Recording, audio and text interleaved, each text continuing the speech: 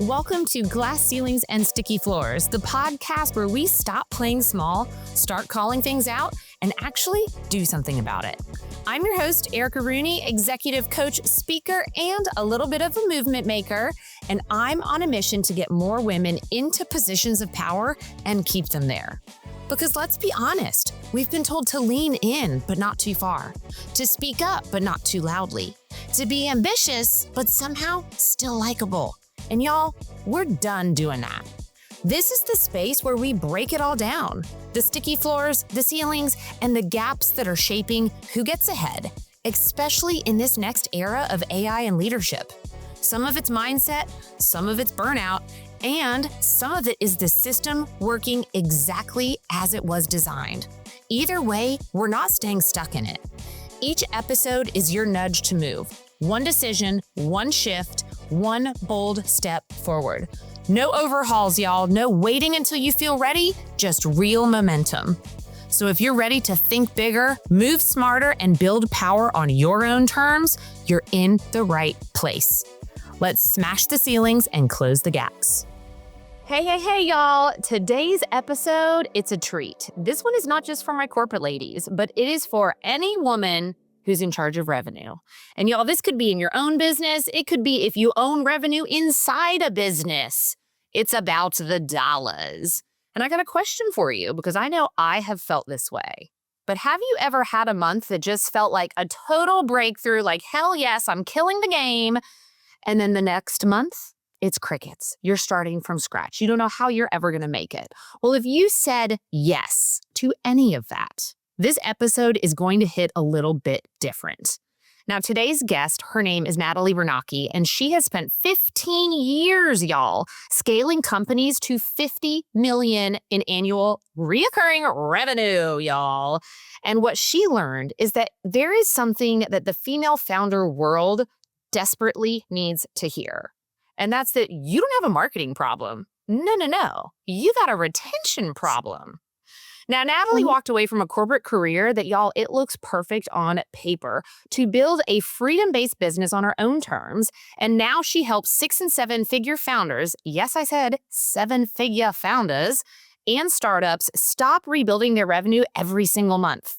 She is what they call a retention and revenue strategist. And y'all, that just has a chef's kiss name here, but she is also the host of the Light Her Up podcast and the founder of the Revenue Framework. So Natalie, welcome to the Glass Ceilings and Sticky Floor podcast. I'm so excited you're here today. Wow. Thank you so much for that intro. That was amazing. I feel honored to be here. And I just have to say, I love your energy. It's amazing. And I cannot wait for this conversation. Well, girl, the E in my name is for extra energy. So that I'm glad I'm delivering. But I want to kick today off, Natalie, because I think there are so many women who've been in your shoes where they have it all, right? They've got the career, they've got the job title, they've got the pay. It's there.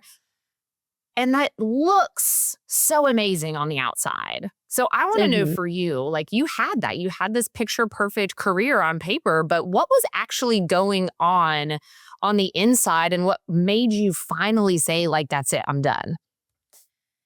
Yeah, well, it was a long time in the making, I feel like. I had, like you said, a really incredible career that I am super grateful for because I learned so much. And I'm a firm believer that every single part of your journey, it's like stepping stones to get to where you are. So obviously what I'm doing now, helping female founders and startups, I couldn't have done this without my prior experience. But I had 2 kids, one in 2017 and one in 2019. And it really just shifted my whole perspective on life and what my priorities were. And then COVID hit, of course. And I feel like that was a huge, awakening for a lot of people, including myself. And when life really slowed down, I was like, I don't want to miss these moments with my children anymore. My daughter, who was born in 2017, I had to hand her over to a daycare person who I had never met before that day at 3 months old, and then go to work. And then I would only see her like every evening. I left early in the mornings to drive to work so that I could leave early. Then I'd pick her up at like 5 o'clock in the evening. She then had witching hour and she went to bed at 7. So it was like just not a great experience. And I really wanted to capitalize on spending time with them while they're so young. And one day when she was about, I want to say 6 years old. Yeah, 6 years old. So this was not that long ago. She's 9, 3 years ago. She came up to me and I was working at my desk. I had finally been able to start working remotely. And she said, Mommy, do you like your job? And like, for some reason, that very basic question, when she looked at me and said that, it, I didn't want to lie. I didn't want to say like, yeah, I love my job when I really didn't love it. So I said, no, but mommy's going to change that. And that was truly the moment that it just catapulted my entire, you know, it pivoted my entire career because I set myself a hard goal to leave corporate to then help other women to start their own careers. So that's where I am today. And it's been a bit of a journey to getting to exactly what I do today, because when I left corporate, I actually took a bit of time away from the whole like customer success, account management, revenue and retention. And it's interesting starting your own business with no structure. You know, I'm used to like structure and framework and all of the things that are in a corporation. And being an entrepreneur, you have none of that unless you have your own boundaries. And it took me a little bit of time to get my sea legs and learn how to set up that framework and structure. Um, and then I realized, okay, everything that I learned in my corporate career is actually what's going to make me successful in my own career. So I have to start doing that. And so when I started speaking with other female founders, and I now have my own community called the CEO Besties that I co-founded with another woman. A lot of them were having the same exact issue. They were in this constant selling, selling, selling, selling. I have to sell to make money. They were spending all their effort and energy in that, but then all of their clients were leaking out the back, you know, having a leaky bucket, I guess I would call it, where if you're not focused on retention, all that effort that you're doing on selling, selling, selling is ultimately you're just losing money. And all of us have money in our business that's accessible right now with your current clients. And we're just so focused on getting the launch, getting the sales, that we're not really capitalizing and focusing on our existing customer base and that retention, which is going to ultimately lead to a successful business that's sustainable and scalable. Mm. Well, first of all, I got to tell you, we are very similar in our life stages right now. I've got 2 kids. My son will be 11 next month. My daughter just turned 8. And so we were Okay. kind of going through that together. And I was full-time in corporate during COVID when it hit. And my oldest son, I mean, when you were talking about dropping your daughter off at daycare with a woman you've never even met before, that one hit because we did Yeah. COVID kindergarten and our Oh. private schools here were still open. So I had to drop my child off at a school I'd never even set foot in, never Oh, even met a teacher. And I just remember thinking like, this is wild. yeah. But I also really love that you talked about everything in corporate led you to this moment, because if anyone's listening here and they're like, well, I'm in corporate or I'm doing this and I don't plan on leaving, like nobody plans on leaving for the most Mm-mm. part. Like we're all here to climb the corporate ladder and make some dollars. And Yeah. then sometimes you get to the point where that is just not going to work for you for any reason. But I Mhm. think it's important to say that because so many people, like those things can happen quickly. Like you said, I wrote it down when she was 6 years old, not that long ago. And now look at you. And so these Mhm. changes come. And so I'm really excited about this conversation. I'm excited about where it's going to go. I want to hear more about CEO Besties. But first, girl, I want to get into like this transition that you had from corporate into what you're doing. What Mhm. was that like for you? Because I imagine that a lot of the emotions and the things that you went through is exactly what you're helping women through Mhm. in the business you run today. Yeah, absolutely. So the transition, it wasn't like, there were definitely a bunch of phases in it. So when I had decided, okay, I want to leave corporate, I was at a company that I felt was pretty toxic. I was Ugh. struggling a lot there. There were also like obviously my daughter, I had just had my daughter. I wanted to be with my baby, all of these things. But I was unsure if it was I don't want to be in this role anymore. I don't like what I'm doing. I don't like corporate. I don't like this company. So there were a bunch of like variables where I was like, I want to make sure that if I'm going to leave corporate to do something, that I know this is something I truly want to do. So I gave myself like a couple of things, sort of like a test run to rule some things out. So I quit that job. I went to another startup. The company I was with, I had grown from like startup, like pre-angel investor, pre-seed, all the way to 50 million ARR. Left that Mm. company and then went to a startup with like 3 employees.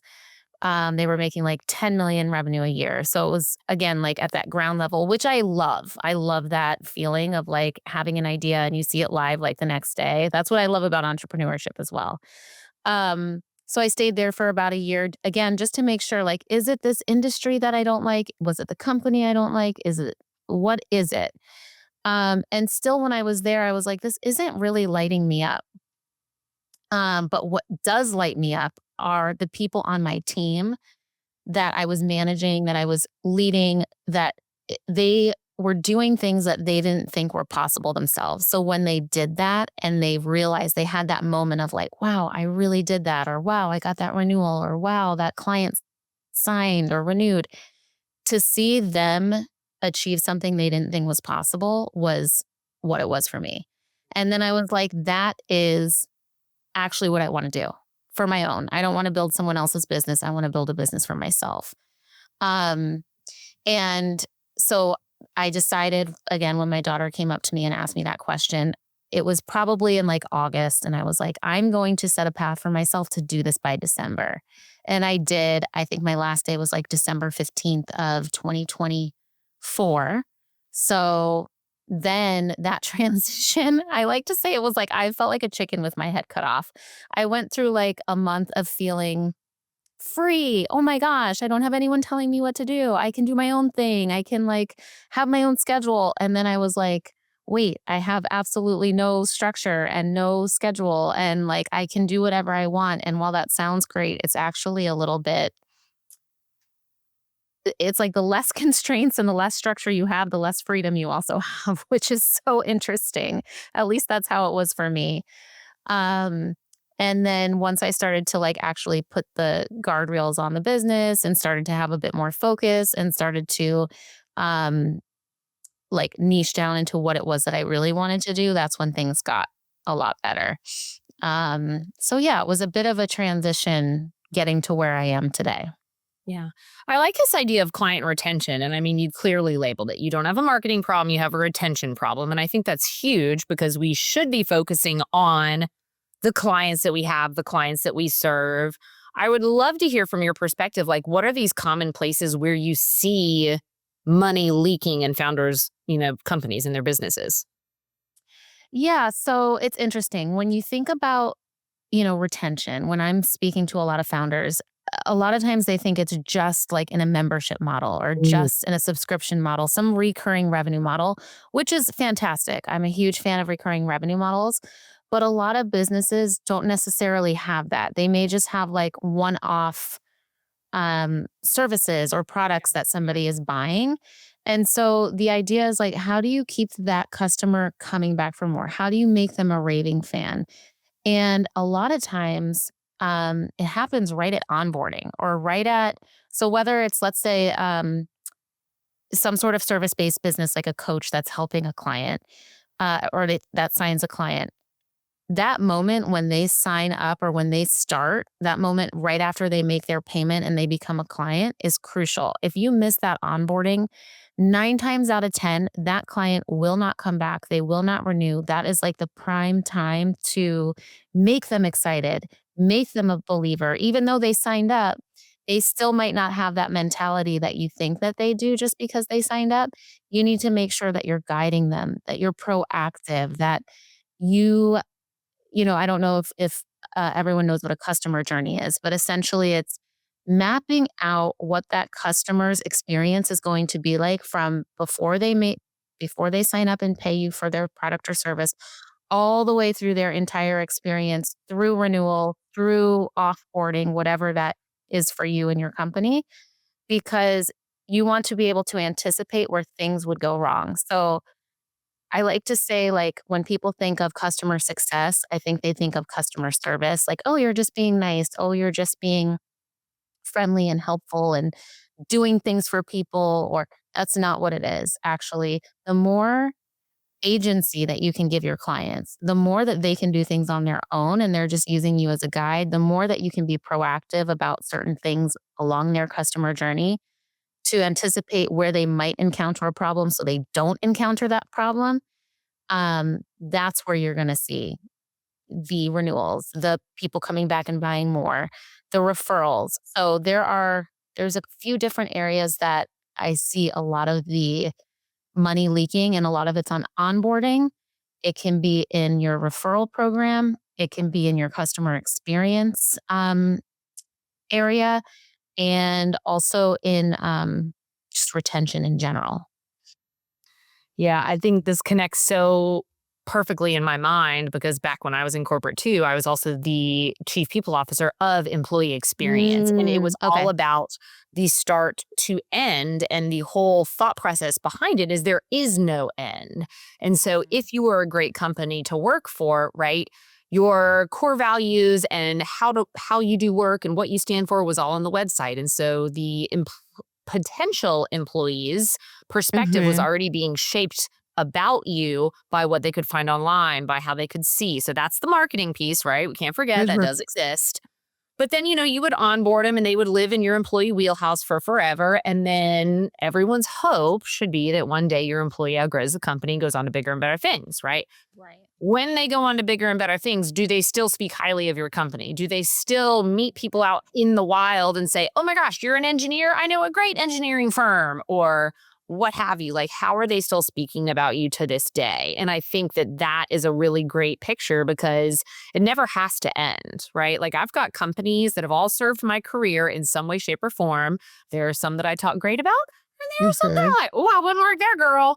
And so, Mm-hmm. how is that shaping it? So I think that's super cool. And all of this ties into what you call the revenue framework. And I think that's what we are all here for today is the revenue framework. And this is your methodology behind literally everything that you do. So without giving away the whole playbook, because hello, that's what they go to your subscription model for. Talk to me about the shift that changes everything for a founder when she actually installs this revenue framework. So it's actually a lot of what you just spoke about, like how you related it to your experience as a chief people officer, where there's never really an end to it. So it doesn't mean that this is like a renewal, a recurring subscription where people are like a Netflix where it's just going to recur every Right. single month and you're just going to have them forever. No, like what it means is that they're coming into your world. And once they're in your world, um, you are walking them through this whole process. And it's kind of like I call it a flywheel because it is continuous. But you're making sure that, first of all, they pay you for your product or service. And then you are providing a world class experience for them. Again, whether that is a service based offer or a product, you want to make sure that their experience through receiving that product, using that product, receiving that service, the results that they're getting is world class. Then after that, you want to make sure that they are getting that value realization. So realizing that value is key especially as a service provider, you want to make sure that you're getting to that value realization as soon as possible. The longer that takes, the more likely that customer is not going to want to stick around. And then, of course, there's like engagement. Once you have them engaged and they're a raving fan, you can work within whether it's like a small business or a one person individual that you're working with, there are ways to expand them or upsell them or put together a referral program because if you're working with a client that you love, you want to be able to attract more of that type of person, more of your dream client. So, what better way to do that than getting them to refer people that they know that are just like them? And then it really goes back to then just optimizing that framework and continually refining. And then it's a whole loop again with the next client or that same client, depending on the business model that you have. But ultimately, it is to utilize what you already have in your business to compound and scale your company rather than spending all your money on new sales, new sales, new sales. If you're focused on your existing client base, they're going to be more loyal to you. They're going to stick around. They're going to be the people that are shouting you from the rooftops everywhere they go. And that's how you get a scalable compounding business. All right, I got a question. What about the woman who's like, okay, I get it, but I only have like 3 clients, right? Yeah. What is the advice there? Because they're like, I've got 3, I need more money, help. Yeah. And there's a couple ways to do it. So it again depends on the model that you have, but people with 2 or 3 clients can be just as successful, if not more successful, than people with hundreds of clients. Because maybe if you're working like a high level offer, you have 2 to 3 clients, or maybe it doesn't even start out as high level. Once you have those 2 to 3 clients, I always say it's the first one is the hardest one. Honestly, the first one is the hardest one. Once you get the first one, it's actually a lot easier to repeat that process. And that's the goal here, is to create a repeatable process that is like your signature process. That is, again, I like to use the word world class experience. But if you have a 2 to 3 clients, think about it as every single client you get should make you 5 additional clients. So use those 2 to 3 clients to deliver the most value that you can to them, with a good value exchange, but knowing that every single one of those clients is going to either upsell, they're going to come with you on your journey by maybe some future offers that you have that are higher value, that are longer. And then they're again going to become a raving fan and shout you from the rooftops to other people. And then that they provide you with testimonials, not just referrals, but you're using them as proof of concept to get more clients. So I like it. I mean, I think a lot of people know that in their brain. Like they understand and they want to deliver that world class customer experience. They understand the concept of referrals and testimonials. But what about the revenue framework really makes that different and stand out? Like what makes that so successful? I think especially working with female founders that are solopreneurs or entrepreneurs, again, because everyone is, for the most part, this is generalizing, but most people that I meet are selling, selling, selling, selling. So you're selling, you're scaling, you're getting to your 100K, annual revenue, and then you want to get beyond that, and then you get to 200K, 300K. Once you get to those points, the systems that you have in place, or I guess lack thereof, will not work for you going forward. So there is a book that I love. It's called What Got You Here Won't Get You There. And I actually read that when I was in corporate and applied it to my corporate career. And now I use it in my entrepreneurial career as I'm scaling businesses, because the systems you have in place when you are making $50,000 a year versus $100,000 a year, or when you have 2 or 3 clients versus when you have hundreds of clients, they need to change and evolve. And now we have this is the best time in the world to create these systems because we have such incredible technology to use and AI, and you can automate, still providing a human experience. But I think in the revenue framework, we do what I call engine optimization. So the goal is to create this revenue framework in your business that literally is an engine. It's a sales engine. I call it like a post-sale engine. So after you make that sale, how is that engine going to be a well-oiled machine that's just moving and generating revenue for you? And so that includes the systems that are set up to make sure that you're getting the testimonials, the referrals, the upsell paths, and the timing is critical. Like depending on when you're asking for these things, it needs to make sense with where this customer is at in their customer journey.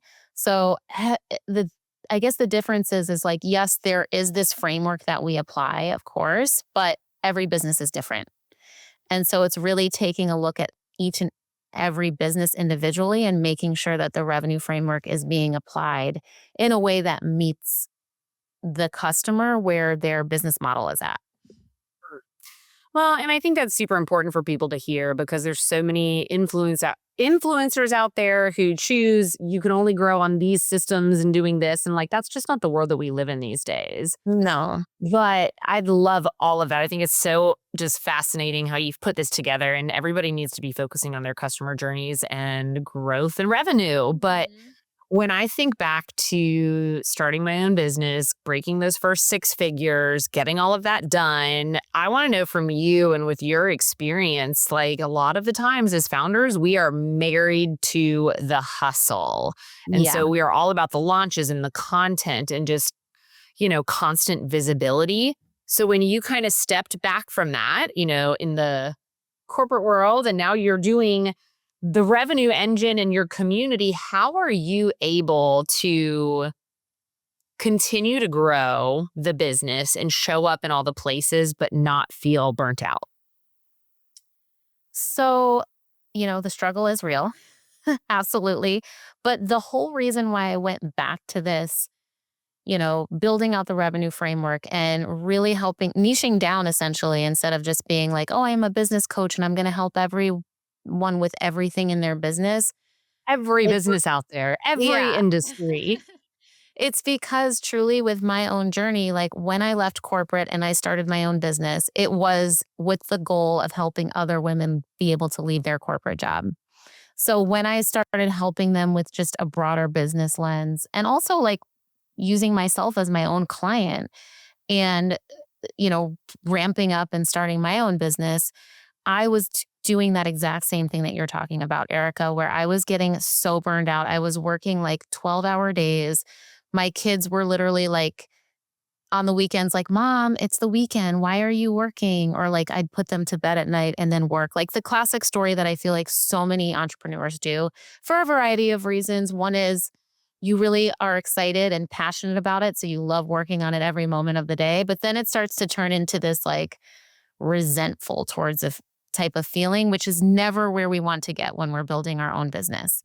Mm. Um, so so yeah, I used myself as my own client and then I just pumped the brakes and I took a step back and I looked at my business high level and I was like, where am I missing the mark? Like I quit my corporate job to be able to spend more time with my kids. And it's actually like the opposite of that. I'm spending way more time working and away from my kids.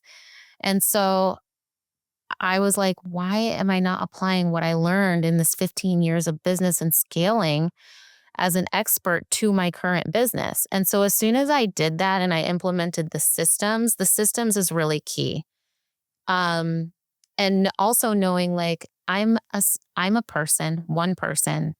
I'm just going to give it the best that I can give it. Like if I'm being completely honest, it's like you only have so much capacity in a day. So how do you make that the most efficient and still taking care of your existing clients? And if you're taking care of your existing clients, the word is going to spread, word of mouth. You'll, like you mentioned, like if you're a raving fan, you'll scream it from the rooftops. Growing up, I worked in restaurants. And I remember like my manager in that restaurant was like, if someone loves their experience while eating in this restaurant, they're probably not going to share it as much as someone who really had a horrible experience in this restaurant.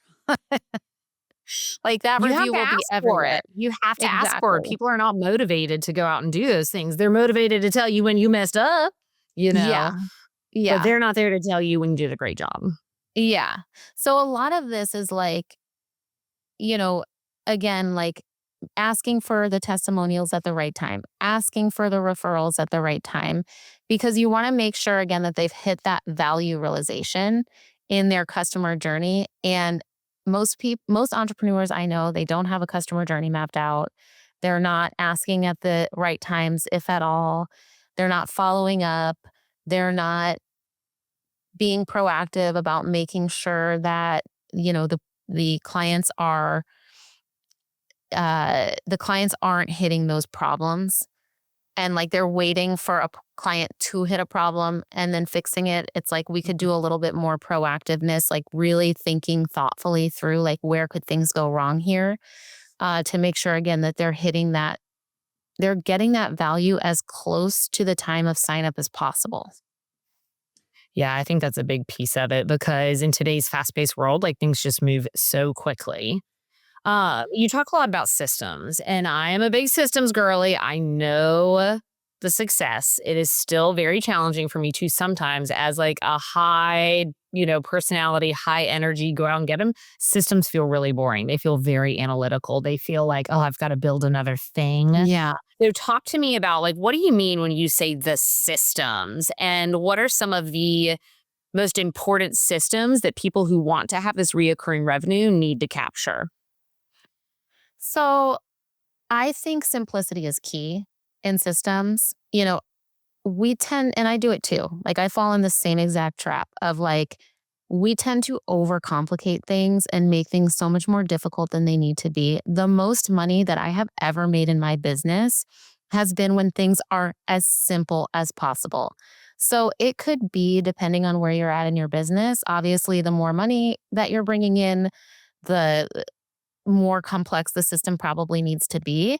But as simple as possible. So really just starting with mapping out that customer journey and then figuring out what that looks like from onboarding. Like start with onboarding, start there. Because if people aren't getting their onboarding properly, they're not going to renew. They're not going to refer you. They're not going to want to come back and buy more because their experience just wasn't, it was like either meh, like Yeah. it was flat, or it didn't. You want to like knock their socks off and make them feel really excited about whatever it is that you're offering, Yeah. really guided, really taken care of.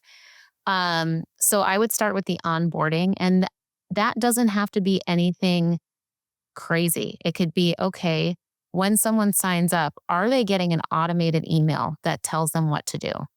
Are they like, have you ever signed up for something and you're like waiting for the email? You're Yeah. like, where's the We want email? instant gratification. I want that email now. You just paid someone something and you're like, wait, then you feel like your money just went into like the ethers and you're like, okay, this doesn't feel good. So you want to make sure people feel good. Like put yourself in the client's shoes. Um, the other systems would be like making sure that they're not going a long time without you touching base with them. Again, it's all about proactive. Mhm. Like in the world that I came from in customer success and account management, you want to be top of mind for whatever it is that you're offering.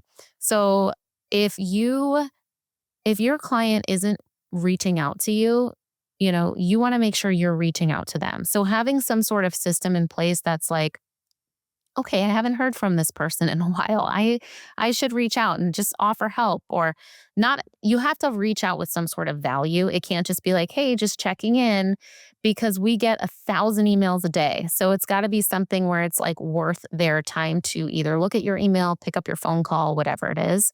So I always try to think of what is some sort of value that you can give to this person when you're reaching out. And that system behind it could be, if you have a project management tool, like I use Notion, there's a ton of tools. There's Trello, there's HubSpot, there, depending on where you are in your business, but it could just be a reminder, hey, reach out to this person Yeah. on this day, once a week, or, whatever that looks like for you.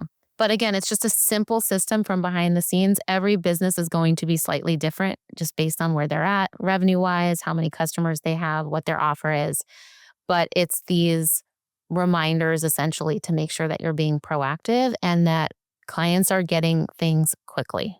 Mm, I love that. That's awesome. Mhm. I do think it's really important to focus in on that client journey. And it's kind of like the rest will take care of itself. If you are Yeah. doing good work and providing good work, like you said, get that first sale, make it happen, and then go all in on that person. They are already trusting you with their dollars. You Yes. better deliver.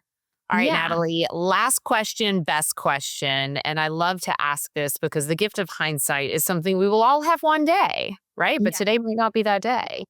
But when you look back at the Natalie who's in corporate, sitting at her desk with her daughter saying, Mommy, do you like your job? And recognizing, like, in that moment, oh shit, no, I don't. And like, I don't want this for my child, because that's really what's underneath it all is like, I don't want Yeah. this as a living legacy for my girl to see.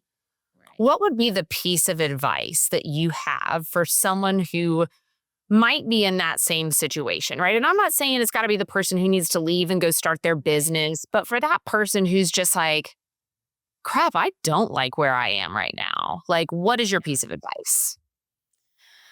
I have two. One is mindset is a lot of it. Yeah. And so, again, with the hindsight's 2020, when I was in corporate in that phase where I was like, I do not like this. Like, why am I sitting here building this system and putting this together and learning this new tool? This is going to do nothing for me in the future. Yes, it does. There's so many times now where I'm like, thank God I had to put that system together and install intercom and learn this process because I would not be as tech savvy as I am today. But that applies in so many different things. And the other thing is, if you are ever in a situation where you're not happy or things aren't going your way or you're in a season of life that's really hard, know that just taking action is number one, going to bring you clarity and it's going to get you out of your situation. You just have to take one step a day. It doesn't have to be anything crazy, but you have the choice. You have the control over your situation. So just take a step every day and you'll eventually wake up one day and you'll have a completely different life. Yeah. Well, I mean, it's true, right? Just you're either letting it be Groundhog's Day or you're not. So do Yes. something different. Start with a step.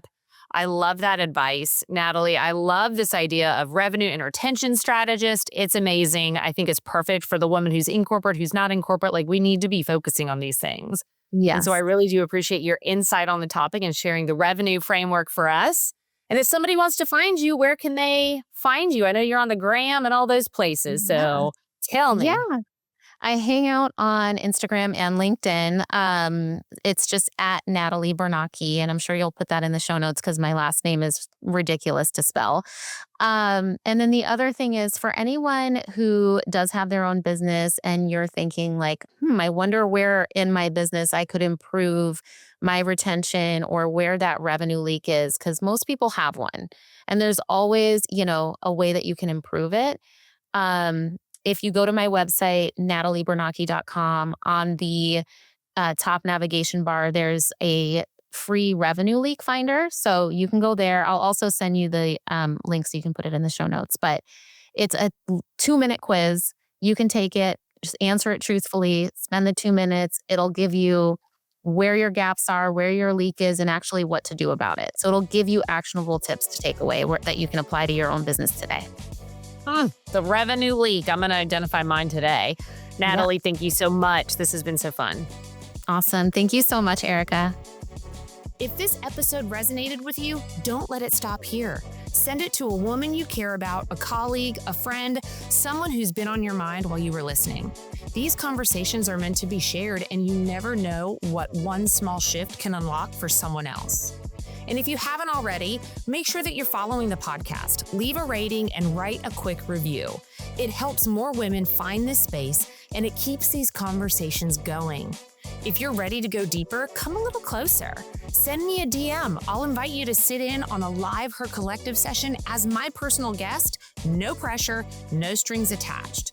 But you get to experience it, feel the room, and see what happens when women start moving together.